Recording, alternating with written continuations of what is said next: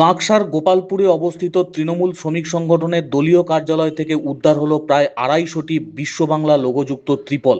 এছাড়াও bleaching powder, বস্তা বস্তা সরকারি মাছের খাবার। ঘটনাটি ঘটেছে কাঁকসার গোপালপুরে। তৃণমূল শ্রমিক সংগঠনের দলীয় কার্যালয় থেকে বিপুল পরিমাণে সামগ্রী উদ্ধারের ঘটনায় এলাকায় চাঞ্চল্য ছড়িয়ে পড়ে। খবর পেয়ে ঘটনাস্থলে পৌঁছায় কাঁকসা থানার পুলিশ। অভিযোগ, তৃণমূল শ্রমিক সংগঠনের সদস্য শিবদাস মণ্ডলের দখলে থাকা একটি দলীয় কার্যালয় থেকে উদ্ধার হয়েছে বিশ্ব বাংলা লোগোযুক্ত প্রায় ২০০-র বেশি সরকারি ত্রিপল। বিজেপির কর্মী সমর্থকরা ওই কার্যালয় খুলতেই ভিতরে স্তূপ করে রাখা ত্রিপলগুলি দেখতে পান। ছিল সরকারি মাছের বস্তা বস্তা খাবার, এছাড়াও ছিল সরকারি ব্লিচিং পাউডারের বস্তা। কিভাবে সেখানে এই সমস্ত সামগ্রী এলো এবং সেগুলি সরকারি ত্রাণ সামগ্রী কিনা তা নিয়ে তদন্ত শুরু করেছে পুলিশ। বিজেপির অভিযোগ, দীর্ঘদিন ধরেই শিবদাস মণ্ডল এলাকার প্রভাবশালী তৃণমূল নেতা হিসেবে পরিচিত। বিরোধীদের দাবি, তার বিরুদ্ধে জলাজমি দখল করে দলীয় কার্যালয় নির্মাণের অভিযোগও রয়েছে। অভিযোগের সাথে মদত রয়েছে গোপালপুর গ্রাম পঞ্চায়েতের প্রধান সিনন্দা রায় মহান্তি ও উপপ্রধান গণেশ মণ্ডলের।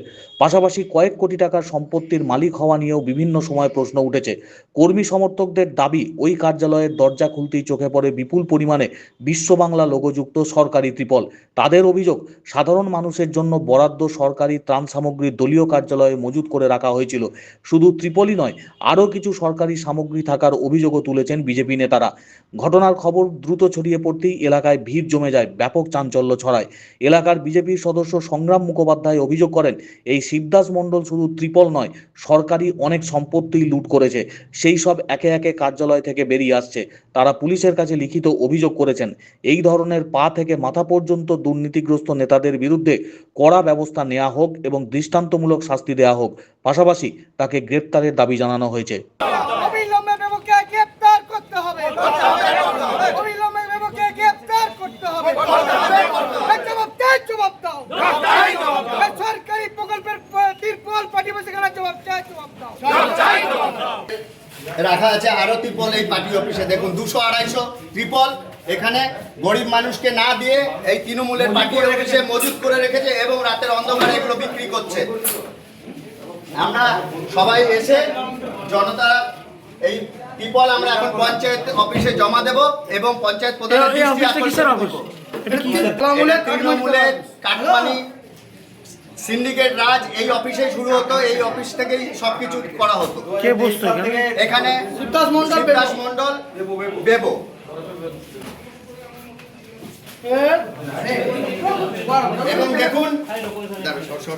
এবং দেখুন কত ডকুমেন্টস এখানে পড়ে আছে।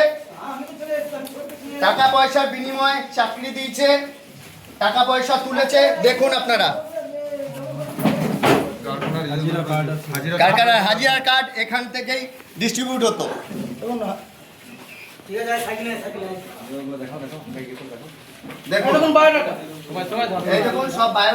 এই দেখুন বায়োডাটা সব জমা করে রেখেছে, পয়সার বিনিময়ে এগুলো চাকরি দেওয়া হতো। এবং এই চাকরি এই বেবো শিবদাস মণ্ডল এর নেতৃত্বেই সবকিছু করা হতো।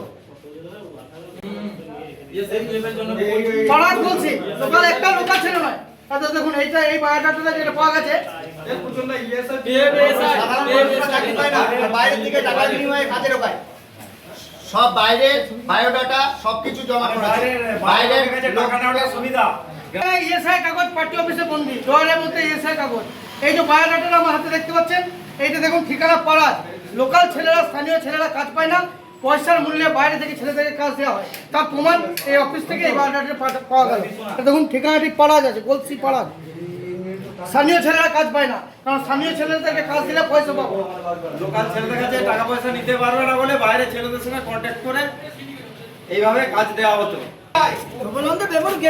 চাই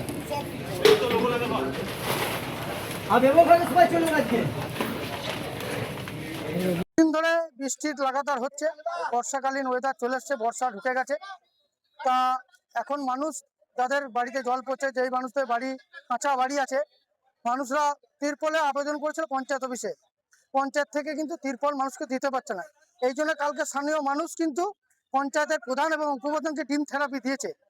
তারপরে মানুষ দেওয়ার পরে আমরা খবর পাই যে দলীয় কার্যালয় এই আইএনটিউসি শ্রমিক ভবন, দেখুন এই শ্রমিক ভবনে 250টা তিরপল মজুত করা ছিল।